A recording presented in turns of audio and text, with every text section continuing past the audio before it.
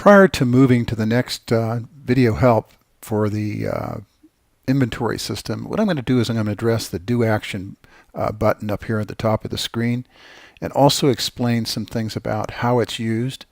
First of all, the most often use of a button on this screen is an ancillary task where you're starting a find and then you're performing a find.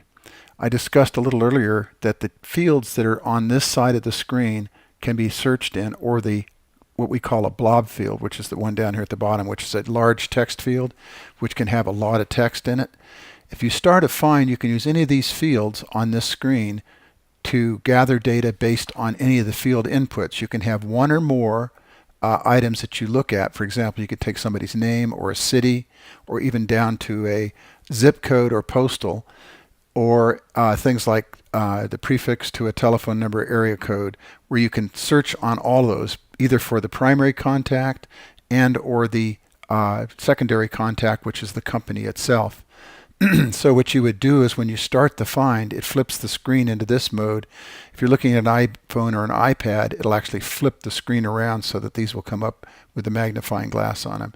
At that point, what you would do is you would go ahead and type in some of the text that you're looking for.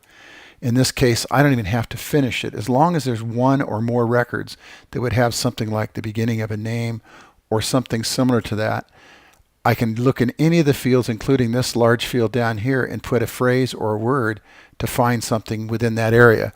And I'm going to demonstrate that I put the first part of my name in there, then I go in and I say perform the find. When I say perform the find, it finds a record. And if you take a look at the list view, you'll see that the only record that is showing is that particular record. Now, one of the reasons why we use list views is to find specific records, a single or multiple records. While you're in that record, say for example, if there's a lot of records in there, and let's go ahead and do this, there's only a few records in there, I'm going to go into the Do Action, and I'm going to go ahead and say Show All Records. And you'll see that it brings up the current records that are in selection, meaning that the records that are available. If I did the show all and I had 1,000 records in there, then it would show 1,000 records. Obviously, if there's 1,000 records, it makes it difficult to find something, but unless you scroll through and look for data in that area. Well, doing a find is the way you perform that task, where you find a certain number of items that are important to you as far as that particular list view. Now, there are several list views in the application, and there are also records portals. For example, a portal, you can go into a portal, and if you're looking at a portal on the main screen won't allow you to search in the portal records on the main screen where there's multi-lines in there.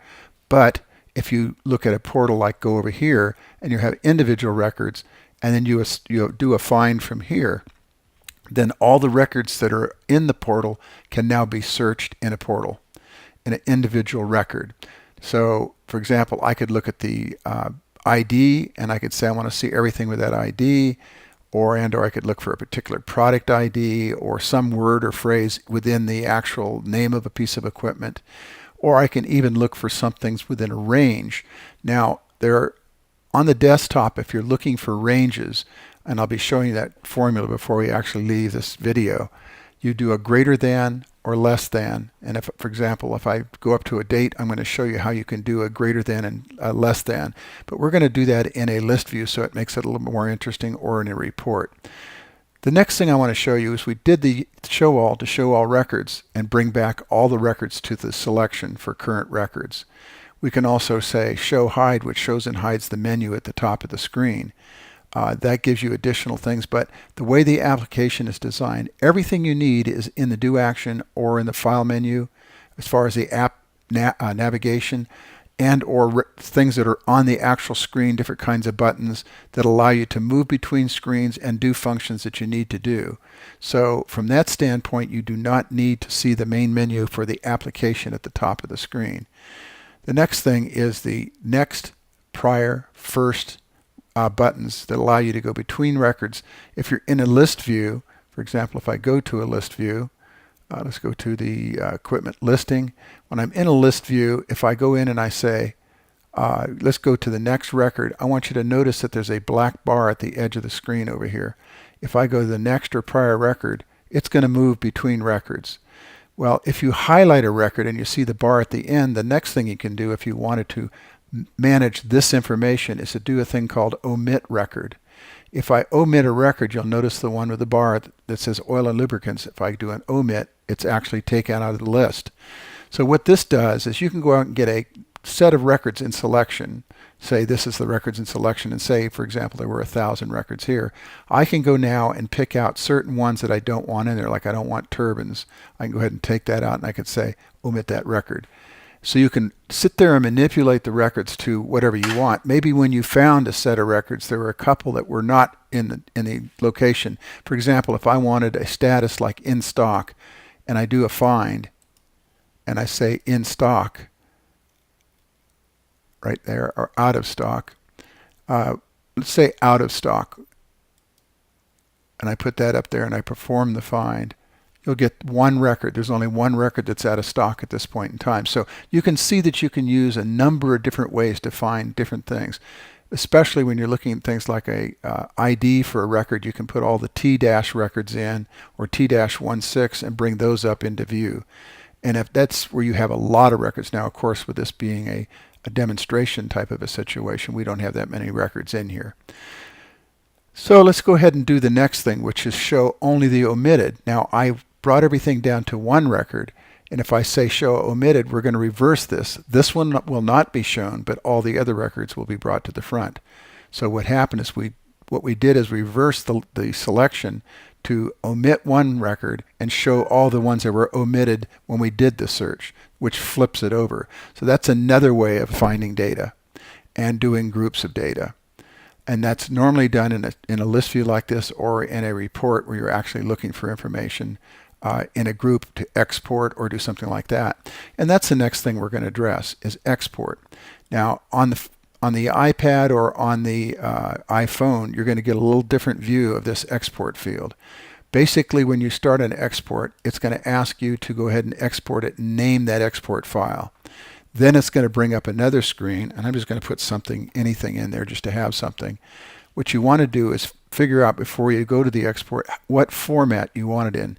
I recommend in most cases tab separated, because tabs will not leave anything on the screen that is an artifact in the information that you're working with, or having to put something in that you don't want in there. For example, like a comma separated. If you exported data, say, to a field that needs no commas in it, then you would want to go tab.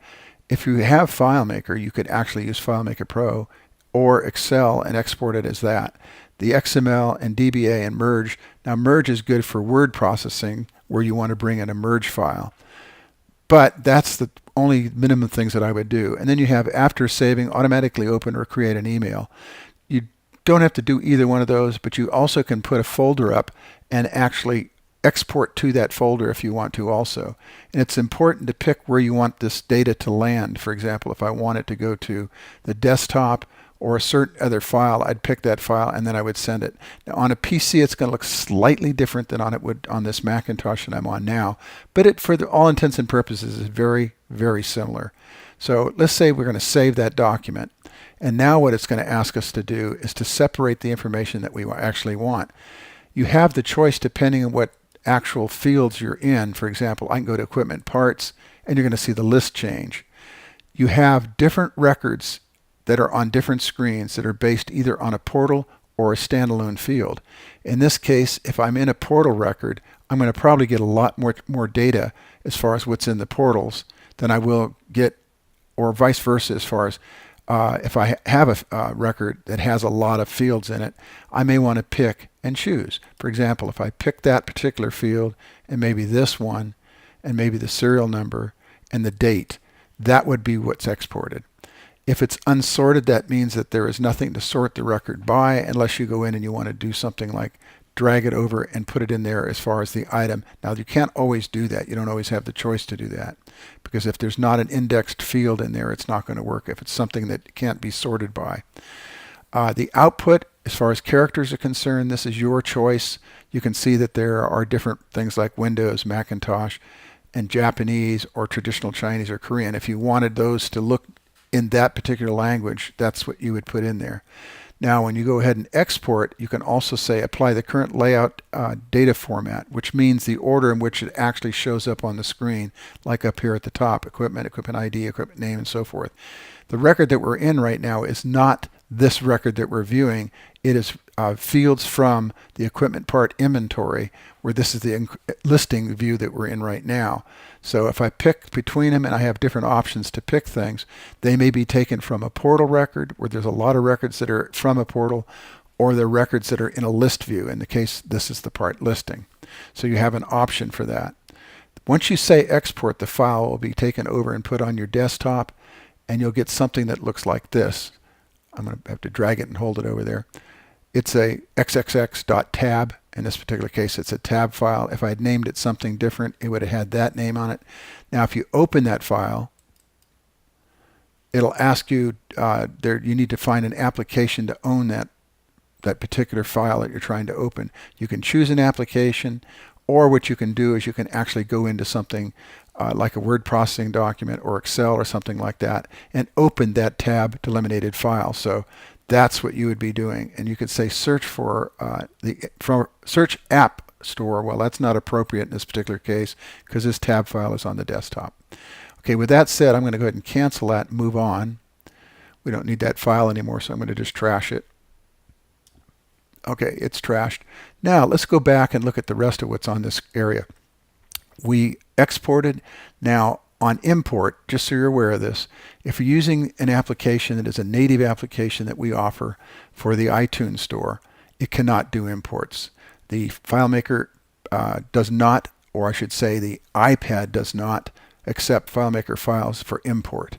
And that's not uncommon for most of the things that you're going to try to import onto the iPad. The iPad is not really set up to import things per se unless they go into something like the photo gallery, and in that particular case it's not going to be recognized as data and good data because it's not one of the file formats that the photo library is going to accept.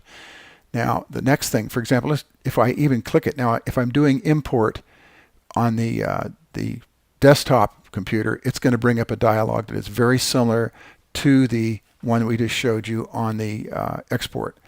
And in this case, what you would do is you would reach out to the desktop and take a file, either a tab delimited Excel or something like a word processing document, and bring that into the application.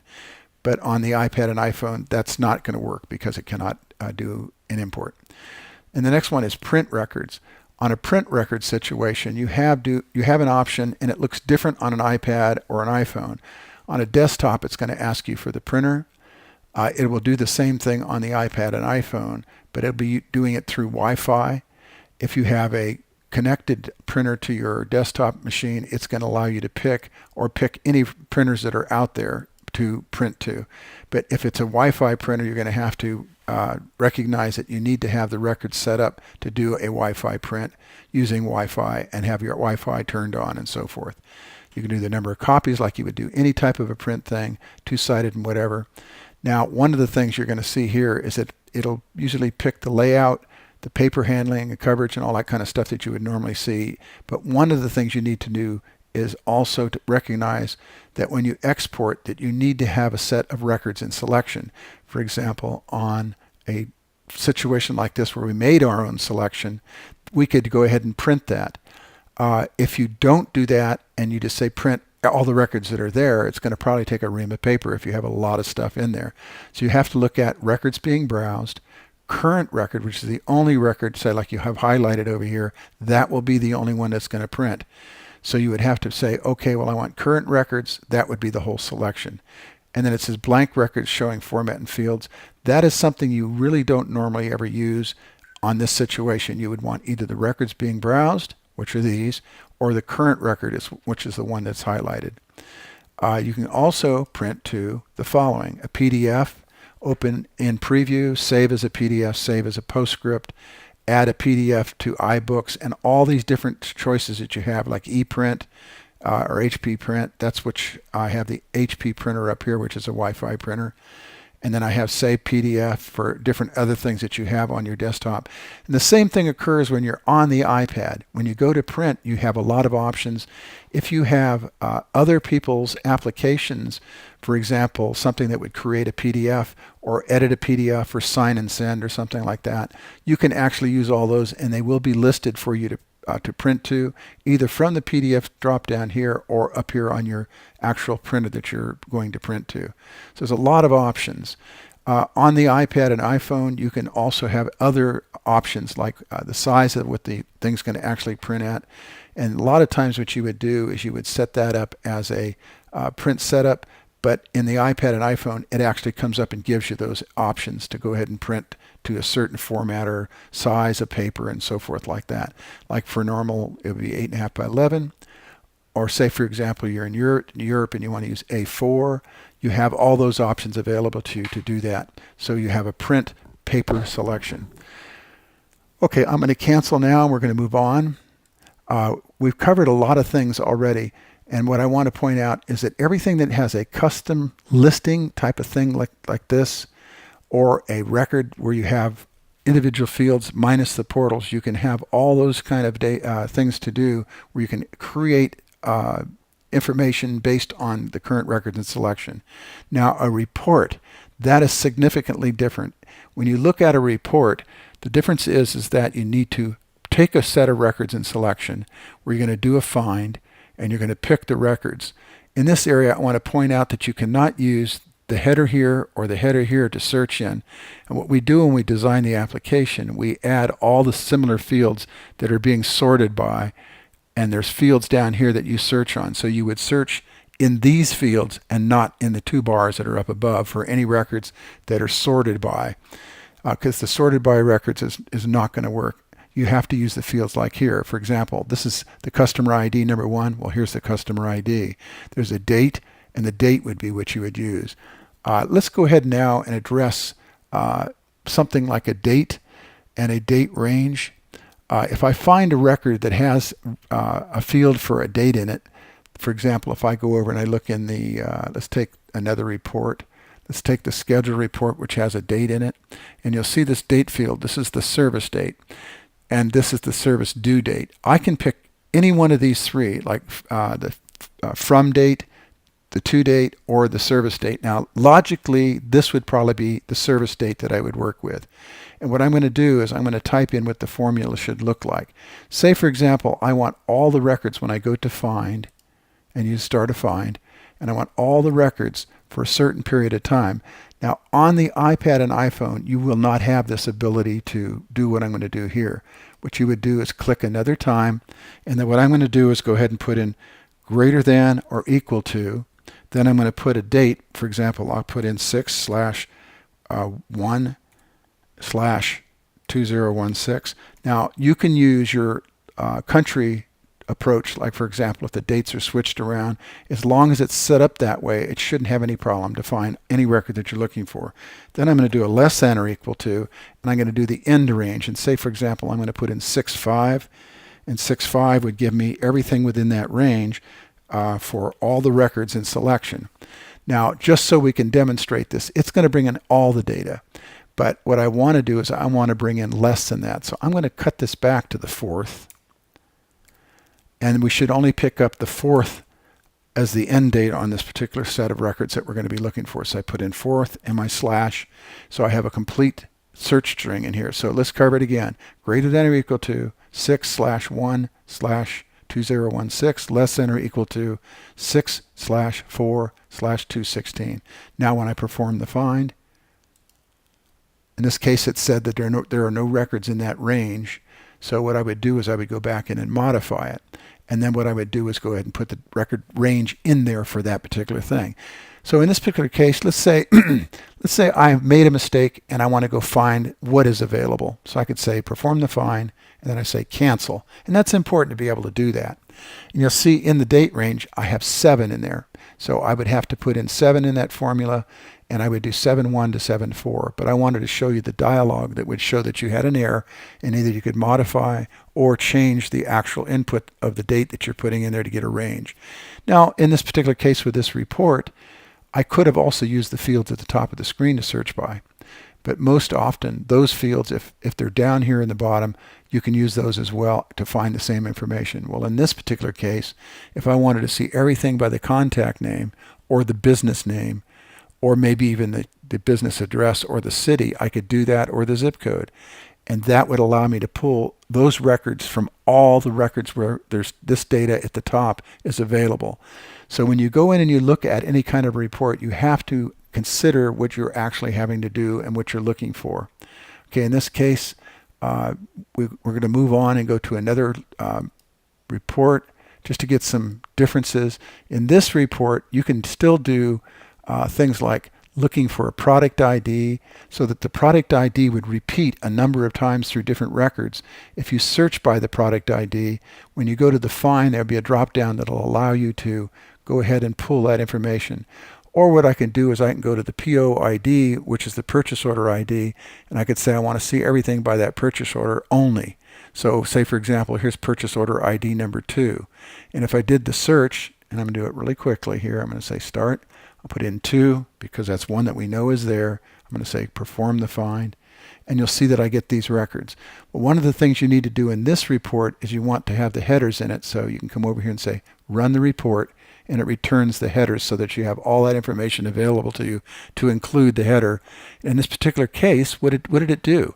It recalculated all the fields for the summary at the bottom in the summary field for the actual these, and then the grand summary is also in there, and it has that information. If you need to verify or do anything, there's some hot buttons in here to go to the portal or enter the purchase order if you need to go into those areas. All the items in this area will not print. Only the items that are shown here will print, and it'll cut off on your paper because this is the 8.5 by 11 size, so you're going to only get this information printed on your report. Now obviously if you have a color printer, you could print it in color. If you have a black and white printer, I picked colors that will do like grayscale to differentiate without knocking out the actual stuff that you want to be able to see in your report. So that's a typical thing that you're going to be doing in the Do Action button, and you're using all these different buttons to do those functions where you have the ability to search, find things in either reports, portal records, the individual portals, list views, or in the main screens in the application. Now, like always, if you have questions or you get stuck or you need some additional help and you can't quite get what you're trying to do as far as a report or a set of records, you can always contact us by using the main screen and click on the main screen in customer information. You can click this support icon and it will take you directly to our website. And you can chat or ask questions on the website. Thank you.